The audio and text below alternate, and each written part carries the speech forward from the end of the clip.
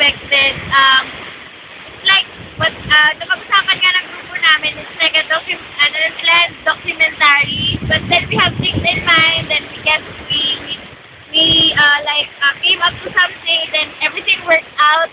Pero I can see that it's unexpected kasi everything was a surprise and we were like, every single thing or new thing that we do is like, oh my gosh, diba yung mga tao talaga super nag-welcome sila. Tsaka, pinakaunang na-surprise kami yung kasing sumundong sa amin, plus the house, yung mga taong nandyan para tumulong sa amin, hindi nila kami pinahirapan.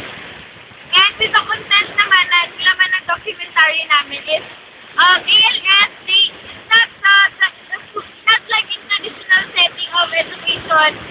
It's not the students who go towards education. Yung education, yung lumalapit sa mga tao, lalo na dun sa mga learners na nangangailangan. So, sabi nga ni Ma'am M, yung ALS District for volunteer is, sabi niya, gusto nilang pumunta sa mga lugar na nangangailangan sa kanila at kailangan din nila ng tulong. So, parang it's like an eye-opener na we future teachers, we can help or we can help. So, I would like to take this opportunity to thank everyone. So, lahat ng mga tumulong sa amin dito sa Batangas, sa Mabini, Batangas, si Ma'am Edith, saka lalo na yung principal na talagang sobrang proud siya na merong mga PNU students na nag-visit sa school niya. And to our professor, Sir Salvador, na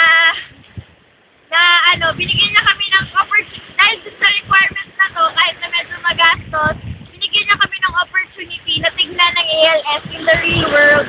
Kasi ALS, they have promising services and the programs, yung mga services na ng program is talagang napakaganda, but then makikita mo kung gaano talaga naghihirap yung ALS para ma-reach out yung mga